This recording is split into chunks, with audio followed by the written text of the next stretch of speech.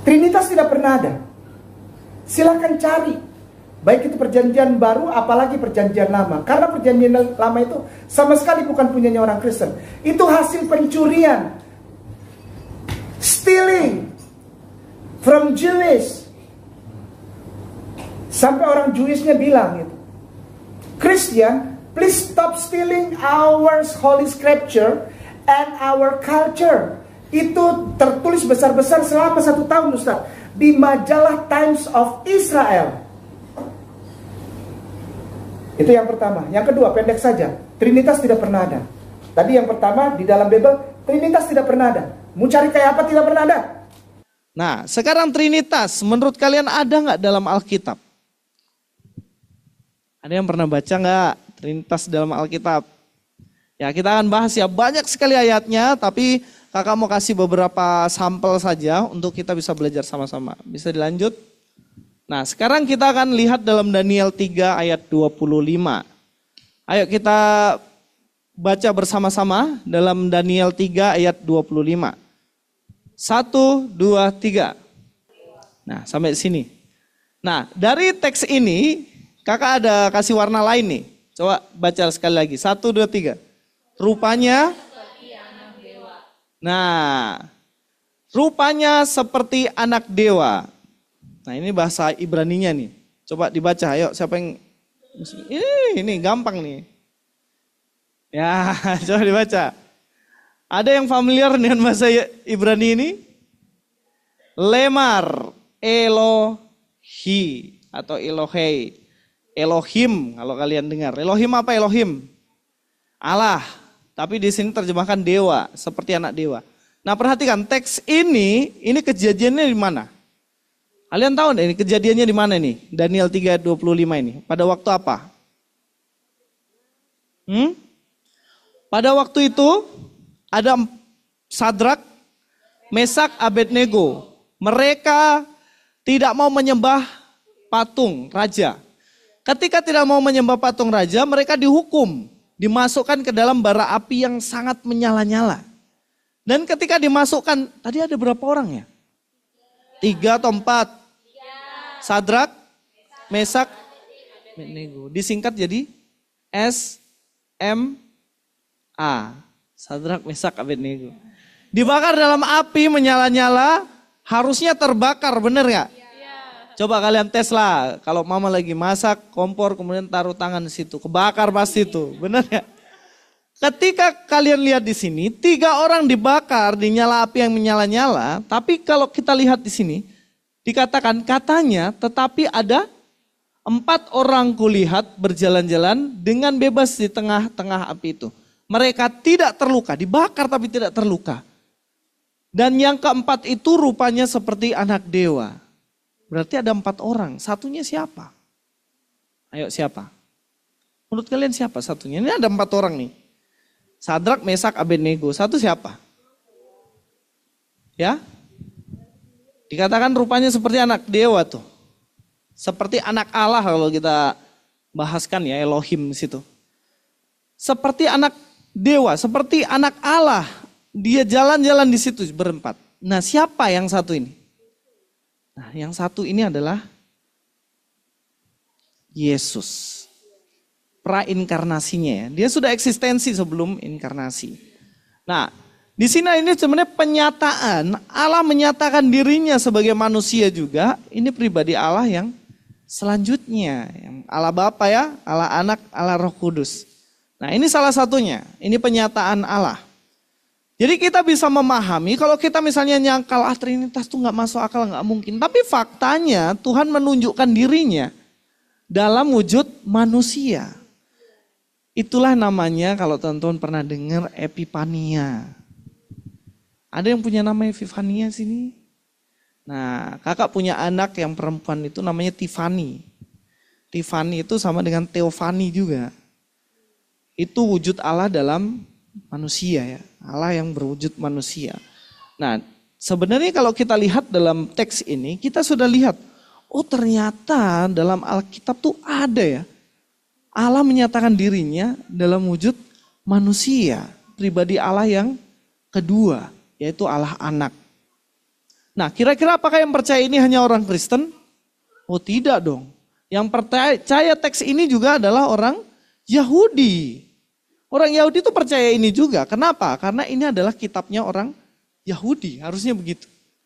Nah, kalau dalam kitab kita sebut sebagai perjanjian lama. Kalau di dalam orang Yahudi itu namanya Tanak. Jadi inilah isinya sama persis. Jadi ada ya wujudnya yang pertama ini ya. Selanjutnya Kejadian 18 ayat yang pertama. Coba kita akan baca lagi bersama-sama. Kelihatan kan dari situ kan? Oke, kita baca bersama-sama. 1, 2, 3.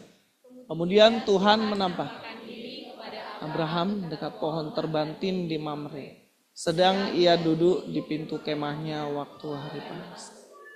Ketika ia mengangkat mukanya, ia melihat 3 orang berdiri di depannya. Sesudah dilihatnya mereka, ia berlari-lari dari pintu kemahnya, menyongsong mereka, lalu sujudlah ia sampai. Ya, ini menarik lagi nih teks-teks ini nih. Kalau kalian baca secara detail, nanti kalian catat aja ya. Nanti begitu bahas di Alkitab, kalian dalami. Kalau bingung-bingung bagaimana ya nanti bisa ditanyakan. Nanti dibaca konteksnya ya, dibaca fullnya. Di sini dikatakan, kemudian Tuhan menampakkan diri kepada Abraham.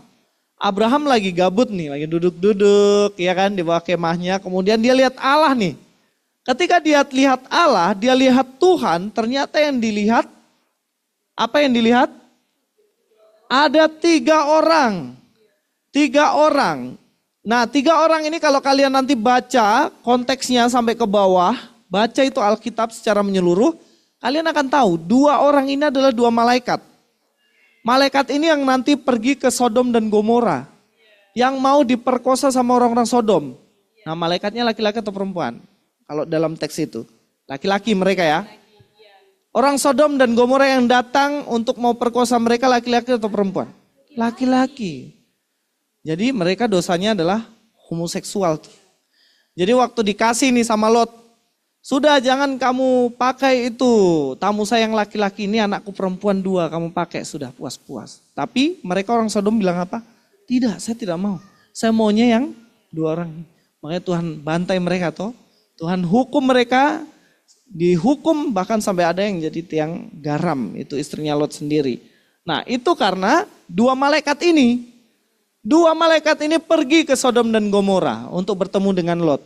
Tapi pertanyaannya, yang satu kemana? Kan 2 orang pergi. Yang satu kemana? Kan manusia nih ada 3 nih, dibilang toh ada 3 orang berdiri di depannya. Ada 3, yang 2 ke Lot di Sodom dan Gomora. Lalu yang satu kemana? Kalau teks itu, kalian pernah baca nggak? Yang satu tinggal ngobrol sama Abraham. Negosiasi sama Abraham. Abraham bilang, Tuhan kalau ada yang bertobat 1 aja kira-kira bagaimana nih? Tuhan bilang, ya nanti saya akan lepaskan. Sampai negosiasi ya. Nah berarti Allah dalam teks ini dia menunjukkan dirinya kepada Abraham dalam wujud apa? Manusia. Gitu. Jadi kita akan lihat ya dalam bagian-bagian ini ya. Oh ternyata Tuhan itu sudah menunjukkan diri dalam pribadinya yang kedua. Yaitu manusia. Ya kan? Nah, kita lihat lagi dalam Kejadian 32 ayat 28. Ini teks-teks ini kakak ambil supaya untuk kita belajar ini lebih dalam dan mungkin selama ini kita bacanya sepintas lalu ya. Mungkin sepintas lalu aja kita bacanya tapi saya akan lihat beberapa detail bagaimana menunjukkan diri tentang Trinitas ini. Supaya kita bisa mempertahankan iman kita di hadapan mereka.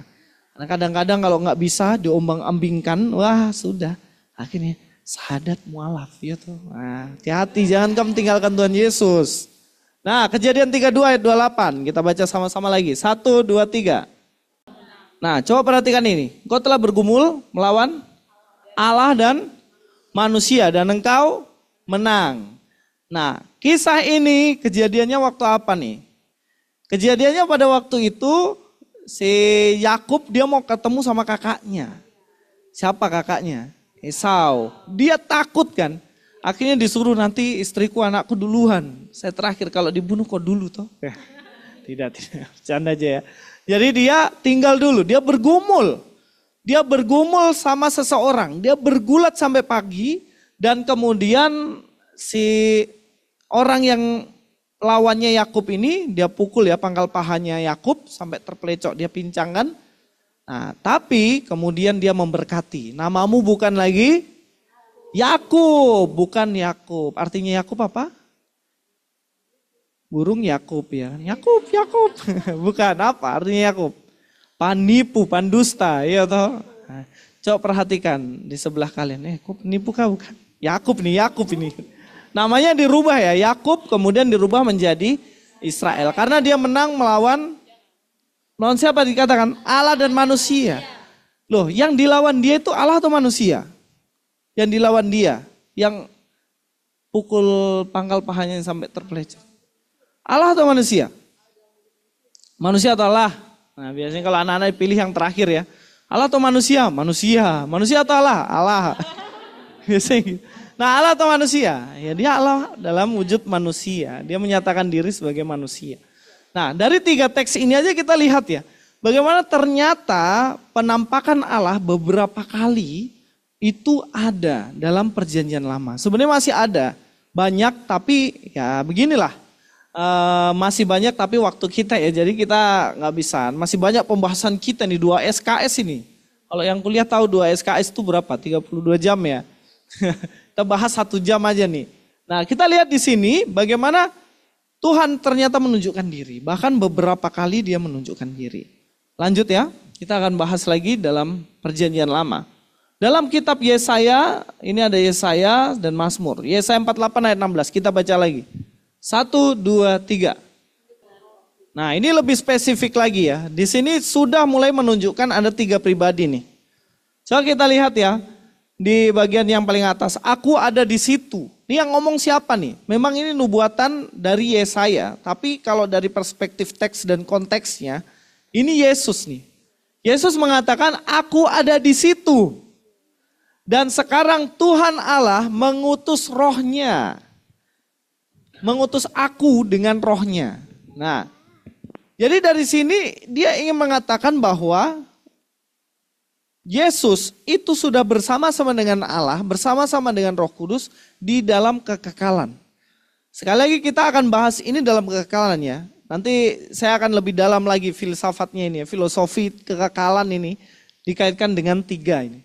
Nanti jangan sampai pikir, wah itu betulan nih 3 nih. Nah nanti kita akan sampai ke sana, sampai ke satu kesimpulan, oh ternyata Tuhan kita itu satu aja. Cuman pribadinya 3. Nanti kita akan lihat pribadi itu maksudnya apa, kalian nanti akan paham nih. Kalau nggak paham ya tanya aja ya. Jangan nggak paham lagi pulang lagi salah paham lagi masuk Islam lagi gitu. Bahaya lagi. Ya, di sini jelaskan aku ada di situ dan Tuhan Allah mengutus aku dan rohnya. Jadi ini ada 3 pribadi nih. Kita lanjut ke Yesaya 61 ayat 1. Kita baca lagi 1, 2, 3. Roh Tuhan Allah ada padaku oleh karena Tuhan telah mengurapi aku. Ia telah mengutus aku untuk menyampaikan kabar baik. Nah ini memang bersifat nubuatan ya. Kita akan lihat dalam Lukas 4 ayat 21. Nah ini saya akan perbandingkan nih. Yesaya 61 ayat 1 sama Lukas 4 ayat 21. Nanti teman-teman akan mengerti nih maksudnya apa nih. Di ayat 21 kita baca sama-sama. 1, 2, 3. Lalu ia memulai mengajar mereka. Katanya pada hari ini genaplah nas ini sewaktu kamu mendengarnya. Apa nih maksudnya nih? Pernah nonton film Tuhan Yesus gak? Pernah. Waktu Tuhan Yesus khotbah di sinagog dia, di tempat ibadahnya orang Yahudi, kemudian dia diusir, mau dilempar ke jurang itu, mau didorong ke jurang. Ada kan scene itu kan kalau nonton film Tuhan Yesus tahun 70-an tuh. Ya, itu mau didorong dan kemudian dia bilang, memang seorang nabi itu ditolak di kampung sendiri. Nah, coba perhatikan Lukas 4:21 dikatakan apa? Lalu ia memulai mengajar mereka katanya, pada hari ini genaplah nas ini sewaktu kamu mendengarnya. Nas mana yang digenapi Yesus? Nas mana? Yesaya 61 ayat 1, roh Tuhan Allah ada padaku oleh karena Tuhan telah mengurapi aku, yang mengutus aku untuk menyampaikan kabar baik. Jadi Yesus mau ngomong kalau aku Mesias. Karena 61 ini kan nubuatan untuk Mesias ya. Orang Yahudi itu tunggu Mesias sampai sekarang. Itu bedanya. Orang Yahudi itu percaya adanya Mesias. Orang Yahudi itu percaya adanya Allah yang akan datang dalam wujud Mesias itu. Tapi mereka tidak percaya bahwa Yesus itu Mesias. Tapi dalam teks ini Yesus mengatakan saat ini waktu aku baca ini loh. Ini penggenapan dari Yesaya 61 itu. Jadi dia mau ngomong aku ini Mesias. Makanya mereka usir, aku anak tukang kayu baru. Aku ini siapa? Kok anaknya Yusuf toh, anaknya Maria toh. Nah, makanya mereka mau dorong Yesus supaya masuk dalam jurang. Akhirnya dia pergi kan dari situ kan. Nah ini sebenarnya menunjukkan penting ini. Menunjukkan bahwa dia itu mengakui diri sendiri. Bahwa dia juga adalah Tuhan. Lanjut Mazmur 110 ayat 1. Ya, kita baca lagi bersama-sama Mazmur 110 ayat 1. Oke, 1, 2, 3. Di sini demikian firman Tuhan kepada Tuanku. Ini yang tulis siapa? Teks ini. Mazmur nih toh. Mazmur siapa yang tulis? Daud sebagian. Sebagian siapa? Ayo siapa? Ada Daud, ada pemazmur yang lainnya, bahkan Musa juga. Tulisannya ada yang dimasukkan ke dalam teks dari kitab Mazmur. Di sini Daud menulis, Tuhan mengatakan kepada Tuanku. Nah ini perhatikan, Tuhan besar. Teman-teman kalau lihat Tuhan besar ini di PL, ini Yahweh ya. Ini Yahweh nih, Tuhan pada Tuanku. Tuanku ini siapa?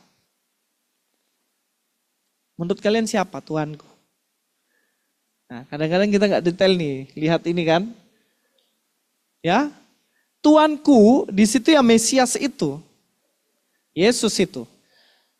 Nah, duduklah di sebelah kananku. Makanya dalam perjanjian baru seringkali dibilang apa? Di pengakuan iman rasuli lah.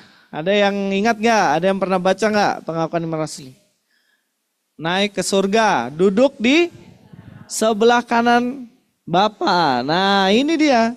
Jadi ini sebenarnya mengatakan, ini loh. Allah mengatakan, Allah Bapa nih mengatakan kepada Tuanku Yesus Kristus itu untuk duduk di sebelah kananku. Jadi dalam perjanjian lama itu ayat tentang Trinitas ini banyak sekali. Jadi kalau dibilang yang tadi ya, Bapak yang tadi yang video di awal dibilang, ya jangankan kita nih, jangankan kita, orang Kristen aja tidak mengerti soal Trinitas. Sebenarnya bukan tidak mengerti soal Trinitas. Mungkin orang Kristen ini males ya baca Alkitab ya. Males belajar, di gereja juga Pak Pendeta nggak ajarin. Nggak pernah dibahas soal yang berat begini. Nah ini cilakannya nih. Padahal dalam Alkitab itu banyak sekali teks-teks ini. Ya kan? Banyak sekali penyataan Allah tentang Trinitas. Lanjut ya. Kita lanjut ke perjanjian baru. Pertanyaannya ada nggak di perjanjian baru itu Trinitas? Ada nggak? Oh banyak juga, malah lebih banyak lagi di perjanjian baru. Kita akan bahas Yohanes 1 ayat 1. Ayo kita baca lagi bersama-sama Yohanes 1 ayat 1, 1, 2, 3. Pada mulanya adalah firman, firman itu bersama-sama dengan Allah, dan firman itu adalah Allah. Nah kita akan cek baik-baik. Pada mulanya adalah firman. Itu yang kita sering dengar dalam bahasa Yunaninya. Itu adalah logos. Pada mulanya adalah logos, firman. Firman itu bersama-sama dengan Allah. Dan firman itu adalah Allah. Nah ini yang sudah belajar matematika, logika matematika. Nah di sini ada yang sudah SMA kah? Ada, kuliah ada juga ya kayaknya. Nah logika matematika silogisme itu, nah itu tuh membahas mengenai hal-hal semacam ini, jika A maka B. Nah, jika B sama dengan C, gitu kan, A sama dengan B, gitu-gitulah pokoknya intinya seperti itu. Nah ini kan kalau kita lihat pada mulanya adalah firman, nih firman nih. Firman bersama-sama dengan Allah dan firman itu adalah Allah. Jadi firman itu siapa? Allah. Karena dia bersama-sama dengan Allah dalam kekekalan. Nah firman itu siapa? Firman itu siapa?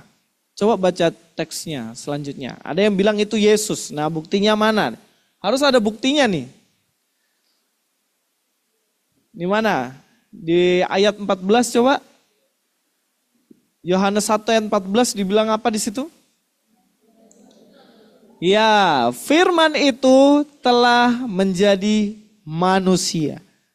Nah, firman itu telah menjadi manusia dan siapa itu? Itu Yesus, firman jadi manusia. Makanya ada lagunya kan? Lagunya gimana? Firman jadi manusia. Itu kalau Natal-Natal ya biasanya. Diam di antara kita. Nah itu firman menjadi manusia. Firman itu adalah Allah. Berarti manusia yang dalam Yesus Kristus adalah Allah yang menjadi manusia. Gitu. Jadi ini jelas nih ayat Trinitas nih. Tapi hati-hati Yohanes 1 ayat 1 ini diplesetin sama satu aliran yang ngakunya Kristen padahal bukan. Yaitu saksi Yehova. Nah ada yang tahu nggak saksi Yehova? Di mana gerejanya? Padang Bulan. Di Padang Bulan itu setelah dulu Hola ya itu ya. Sekarang Horizon itu. Sampingnya itu ada satu gereja yang rapi, bagus. Gak terlalu besar, kecil, bersih di situ. Itu Saksi Yehova. Saksi Yehova itu merubah teks ini. Teks ini dirubah, diplesetin menjadi begini. Dan Allah dan firman itu adalah suatu Allah. Dikasih tambah suatu. Supaya apa? Supaya Allah yang dimaksud di sini adalah Allah yang diciptakan. Nanti kita akan bahas itu. Itu dari mana asalnya itu? Nanti kita akan lihat tuh. Pembahasannya nanti ya. Ini kita masih bahas teks-teks nih. Ayat-ayat Alkitab. Oke. Lanjut dalam 1 Petrus 1 ayat yang kedua. Wah ini panjang ini, gak ada jedanya ya. Nanti kita istirahat dulu kalau mau ke kamar mandi atau angkat tangan langsung kamar mandi silahkan ya. 1 Petrus 1 ayat 2, kita baca lagi sama-sama. 1, 2, 3. Petrus itu muridnya Yesus. Jadi ya ini valid nih. Kalau mau ngomong ini muridnya langsung. Kalau ada murid yang lahir 500 tahun kemudian nggak valid itu ya. Bagaimana dia nggak kenal Yesus. Tapi ini yang ngomong yang kenal nih. Dia mengatakan sesuai dengan rencana Allah Bapa kita dan yang dikuduskan oleh Roh. Dan dikatakan supaya taat kepada Yesus Kristus. Ada Allah Bapa, adalah Allah Anak, Allah Putra, dan ada Allah Roh Kudus.